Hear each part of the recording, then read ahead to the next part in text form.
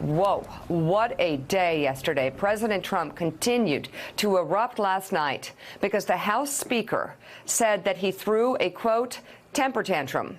Tweeting after 9 p.m. last night, the president shared a video edited to show Nancy Pelosi stammering during a news conference, with anchors suggesting the speaker is in a mental decline. Fake videos of Pelosi, altered to make her sound as if she is slurring her words, have spread online in recent days. Interesting. Wonder what that's about. Well, we know what it's actually We've been about. Around this block before. The president, personally. of course, during the campaign, we've said it, people closest to him told us that they feared that he was in mental decline. People very close to him told us that they feared that he was pre-dementia, that he had changed. You watch Donald Trump in the late 1980s, you watch him even in the 90s, you watch him now, he's completely changed. I've known Nancy Pelosi and been working with her since 1994. I interviewed her this week. Since 1994. For 90 minutes. So a quarter of a century I've known Nancy Pelosi. I can tell you Nancy Pelosi is tougher today. Sharp as a tack. Than she was 25 years ago.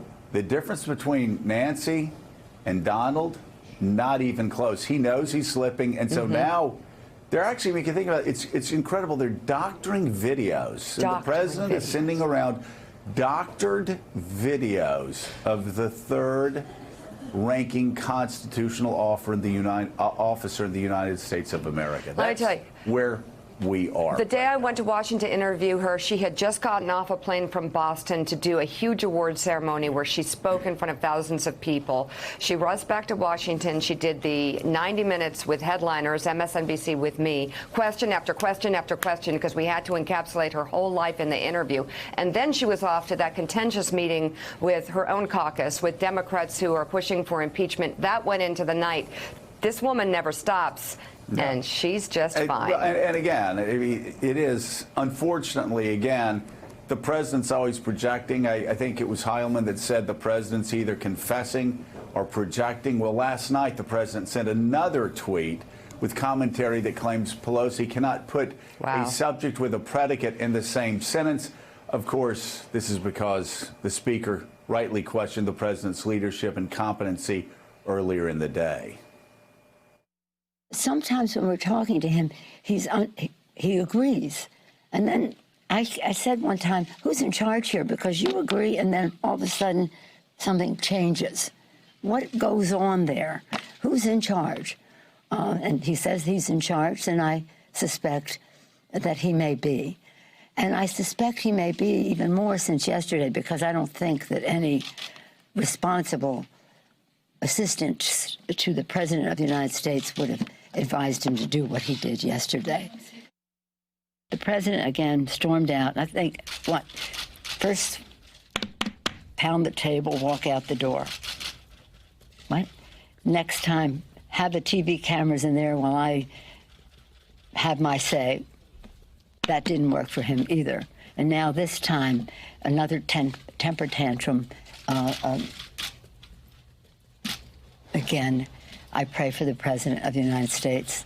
I wish that his family or his administration or his staff would have an intervention for the good of the country. Your prayer comments almost suggest you're concerned about his well-being. I am. And the well-being of the United States of America.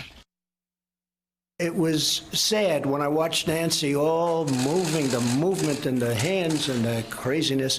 And I watched it. That's, by the way, a person that's got some problems. Crazy Nancy. I tell you what, I've been watching her, and I have been watching her for a long period of time. She's not the same person. She's lost it. If they're still investigating, will you raise the debt limit? Will you sign a budget? Will See what happens. We'll see what happens. I'm a very capable person. We're going to see what happens. I can tell you this. Let them get this angst out of their belt. And when it is, we can do things so quick, your head will spin.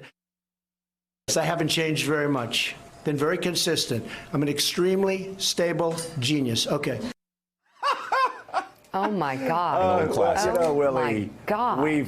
Again, Willie, we've all known him for well over a decade. He has changed. I know he was always selfish and and self-consumed and embarrassing at times. But he's changed a great deal mentally and psychologically, emotionally. He's much more frail and fragile. He just is. And again, you know, it's so funny. Whenever we say this, people go, well, they're acting like they're doctors. I'm not acting like a doctor. I'm telling you to go back, look at Donald in 1988, 1989, look at him on his Today Show clips, and look at him now. He can't complete sentences without repeating himself. You know, Willie, when we talked to him during the campaign and even during the transition, he would sit there for an hour and just repeat the same stories over and over again. Nancy Pelosi, again, probably the sharpest. We've said this long before Donald Trump said what he said. The sharpest, most effective speaker probably since Sam Rayburn. Historians will surely mark it down that way. So he's, again, I don't know if he's projecting, confessing, whatever he's doing, but it looks especially bad on Donald Trump. And what a sad state of affairs when you have the two of the arguably most powerful people in the country right now just trading insults about who's crazier and who's flailing their hands more. Speaker Pelosi responded to the president's stable genius comment saying this: when the extremely stable genius starts acting more presidential, I'll be happy to work with him on infrastructure, trade, and on other issues. So, Donnie, as you've watched this spectacle play out over the last couple of days, the theatrical entrance and exit of the president from that meeting, going out to the Rose Garden with the prepared signs and the literature to hand out. You have Nancy Pelosi and the president arguing over who's less well mentally. What do you think about the state of where we are right now? Just jumping back a bit to Trump's mental health. It's interesting for my new show, Saturday Night Politics. I was looking at a I like the name now. Lightning bolt. I was looking at an hour interview I did in 2007 with Trump, and there is, even from 2007, a difference in the cadence. You could just see it. You could see it in his eyes. So, Joe, to your point, not playing doctor, that is a guy who has lost a lot. Back to Nancy Pelosi. What's so great about Nancy Pelosi is she's not running for president, but she is, to me, even more so than any of the candidates, the greatest weapon in the world. If that back and forth continues through 2020, Nancy versus Donald. Nancy is the Democrat, Donald's a Republican. She will do more damage to him than any other candidate. I love this because there is a competent, bright, dynamic, strong woman against a frightened, frail, weakened, clearly out of it man.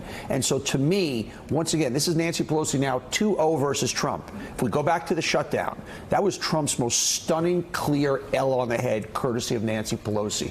And the more he engages with this superior adversary, the more she kind of just paves the waves for the candidates to come in. I love you, Nancy Pelosi. Yeah. You know what's interesting, Donnie, is that Donald Trump, for all of his emotional frailties and his insecurities, and yes, for his mental lapses, he usually just tactically, the animal instincts in him tactically helps him make the right choices. What he's done here, though, is he's punching above his weight. He's going after somebody who will always get the best of him. And then here's what's so interesting, what you just said, and I know Donald's watching, so Donald, if you want to take this free advice, you can, because you certainly have nobody around you smart enough or brave enough to tell you the truth. But Donnie, what he has done now is he's gotten into a fight with a bear in a ring that he can't win. He is also going to be battling Joe Biden or whoever wins the Democratic nomination. So what he's done is he's opened up a two-front war that he cannot win. And I know there have to be some conservatives and Republicans that understand Nancy always gets the best of him. Nancy Pelosi's not a cowering presidential candidate that just fell off the turnip truck last week and said, I think I'm going to run for president. No, Nancy's done this her entire life. Yeah. This is a horrid miscalculation, just political miscalculation on his part, isn't it? It is. And what's interesting when you watch Donald, if you know him, his reaction to Nancy, there's not vitriol. He actually really respects her. You can tell. He looks up to her. Well, he likes her. He looks up to her, and he actually likes Nancy Pelosi. That's the strange thing here. He respects that strength, and she punches with a velvet glove. It's interesting, Meek, obviously, with your book, Earn It. with your book. You really everything you Thank you, it's so Donnie. much. I've watched Women in Power, and there is such a still an art form. Unfortunately, women in a tightrope they have to walk. She is the most brilliant tactician of punching so hard, but with an elegance, and I don't know if that's the right word, that she is, to me, the ultimate street fighter, but in a way Right.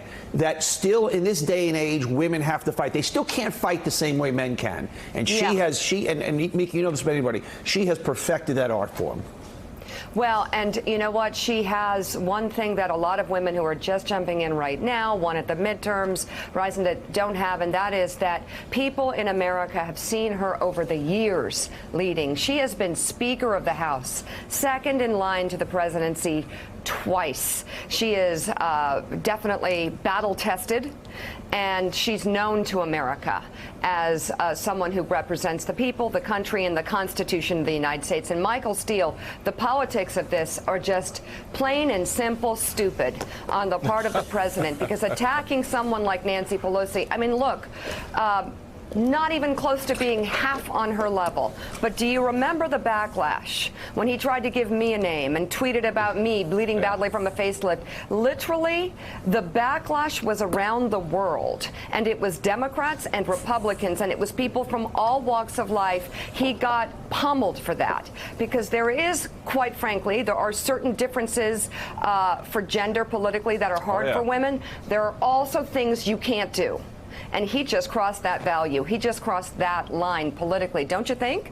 I do, and I think it's interesting how Donald Trump deals with women of influence and women in power. And they represent two different battlefronts.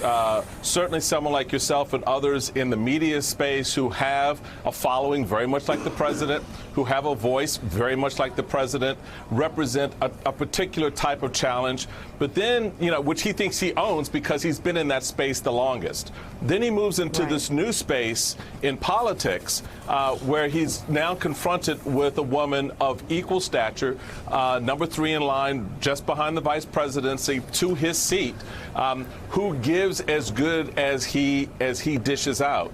And that's the part that Donald Trump has always seemed to have a problem with women of influence and power. When they step into his space, looks him in the eye, face to face, and pushes back against his narrative, he then becomes like the little school kid. He becomes emotional, he becomes reactive, and he's not as dismissive as he is with the men, where he just kind of sloughs it off and moves on. He tends to dwell a little bit longer because he wants to dig in a little deeper, and he wants to make that point to stick, but it doesn't. And that's one of the biggest frustrations that he has. You know what's interesting, Willie, is probably last week, Donald had a couple of good days, and I said that he was actually looking young and vital. Oh, my God. And younger than a lot of Democratic candidates, because he did. I mean, he did. He was back looking confused and flustered and just, quite frankly, old again yesterday. Whatever he had gotten off of his mind a week or so ago when he seemed to be having fun, no evidence of that the past couple days, and he's back to his same old pre-Mueller report release self. And we haven't even gotten yet, and we will shortly, to the scene yesterday where he went around the room at a briefing and asked all the members of his staff to talk about how calm he had been in the meeting, including members of his staff who were not in the meeting with Democratic leadership, who went on to say, yes, sir, you were very calm, sir, but they were not in the meeting. That's not a man who's confident with where he is. It's really unbelievable. Thanks for checking out MSNBC on YouTube, and make sure you subscribe to stay up to date on the day's biggest stories. And you can click on any of the videos around us to watch more from Morning Joe and MSNBC. Thanks so much for watching.